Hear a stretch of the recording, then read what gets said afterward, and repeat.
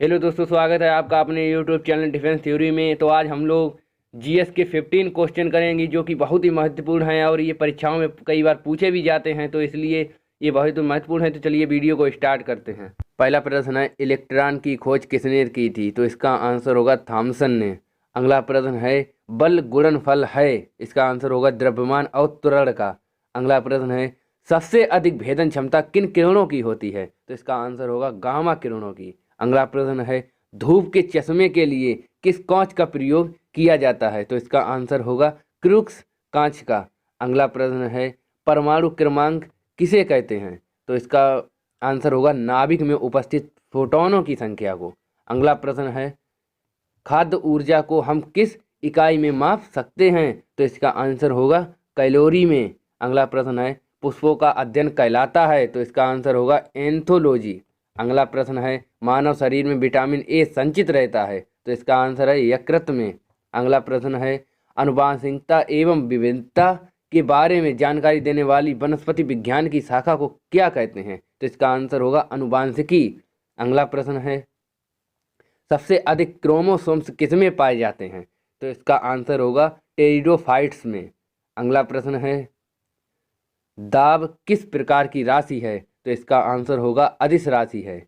अगला प्रश्न है, नदी के जल की अपेक्षा समुद्र के जल में तैरना क्यों आसान है? इसका आंसर होगा समुद्र के जल का घनत्व अधिक होता है। अगला प्रश्न है, आर्किमिडीज का नियम किससे संबंधित है? तो इसका आंसर होगा प्लवन से। अगला प्रश्न है, ध्वनि की चाल सबसे अधिक किसमें होती है? तो इसका आंसर होगा ठोस में सबसे अधिक होती है। अगला प्रश्न है, ध्वनि की चाल सबसे कम किसमें होती है? तो इसका आंसर होगा गैस में। अगला प्रश्न है, किन तरंगों का तरंग दैर्घ्य सबसे अधिक होता है? तो आंसर होगा रेडियो तरंगों का। अगला प्रश्न है, दैसिक संकेतों के लिए कौन सी तरंगों का प्रयोग किया जाता है? तो इसका आंसर होगा पराश्रव्य तरंगों का। अगला प्रश्न है, घड़ी की सुइयों की गति कैसी गति होती है? तो इसका आंसर होगा सरल आवर्त गति होती है। अगला प्रश्न है, वायु में ध्वनि की चाल कितनी होती है? तो इसका आंसर होगा 322 मीटर पर सेकेंड। अगला प्रश्न है, कान पर ध्वनि का प्रभाव कितने समय तक रहता है? तो इसका आंसर है 1/10 सेकेंड तक रहता है। अगला प्रश्न है, हल्दी के पौधे का खाने योग्य हिस्सा कौन सा है? तो इसका आंसर होगा प्रकंद। अगला प्रश्न है, भोजपत्र उत्पन्न होता है? तो इसका आंसर है बेटुला की छाल से। अगला प्रश्न है, क्षोभ मंडल शब्द किस वैज्ञानिक ने सबसे पहले प्रयोग किया था? तो इसका आंसर होगा तिसरो द बोर।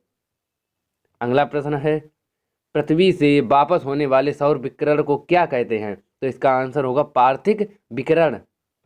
अगला प्रश्न है, द्वीपों की संख्या सर्वाधिक कहाँ है? तो इसका आंसर होगा प्रशांत महासागर में। अगला प्रश्न है, सर्वाधिक लवणता वाला सागर कौन सा है? तो इसका आंसर होगा बोल लेक या बोल झील। अगला प्रश्न है, किस प्रकार की मृदा का निर्माण रेगिस्तानी या उप रेगिस्तानी जलवायु दशाओं में के अंतर्गत होता है? तो इसका आंसर होगा एरिडोशोल। अगला प्रश्न है, जल में पनपने वाले पौधे क्या कहलाते हैं? तो इसका आंसर होगा हाइड्रोफाइट्स। अगला प्रश्न है, मालाबार क्षेत्र में किस प्रकार की वनस्पति मिलती है? तो इसका आंसर होगा वर्षा वन। अगला प्रश्न है, एक्सरे का आविष्कार किसने किया था? तो इसका आंसर होगा रोटजन ने। अगला प्रश्न है, प्रथम वर्ग के उत्तोलक कौन से हैं?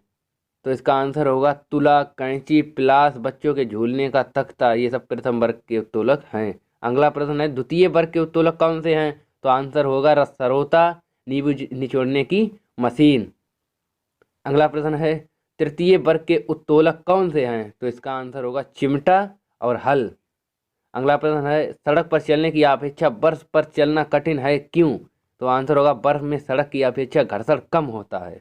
अगला प्रश्न है, एक लड़की झूले पर बैठी झूल रही है, उसके खड़े हो जाने पर आवर्तकाल पर क्या प्रभाव पड़ेगा? तो आंसर है आवर्तकाल कम हो जाएगा। अगला प्रश्न है, CGS पद्धति में कार्य की इकाई क्या है? तो इसका आंसर होगा आर्ग या डाइन सेंटीमीटर।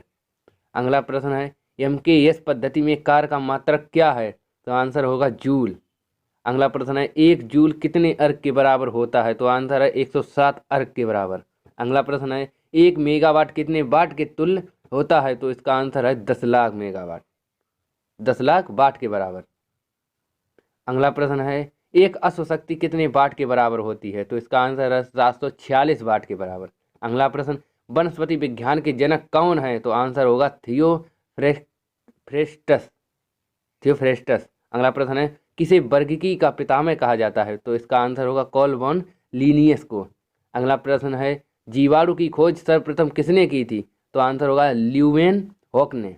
अगला प्रश्न, कौन से पौधे में नाइट्रोजन स्थायीकरण की क्षमता होती है? तो आंसर है चना एवं अन्य दलहन में।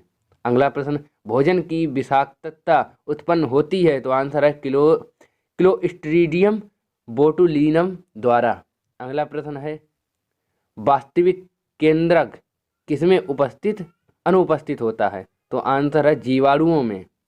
अगला प्रश्न है, वृक्षों की छालों पर उगने वाले कवकों को क्या कहते हैं? तो इसका आंसर होगा कार्टिकोल्स।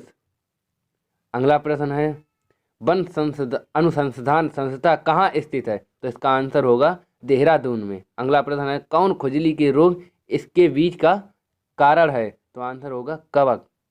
अगला प्रश्न है, दूध के दही के रूप में जमने का कारण है? तो आंसर होगा लैक्टोबैसिलस।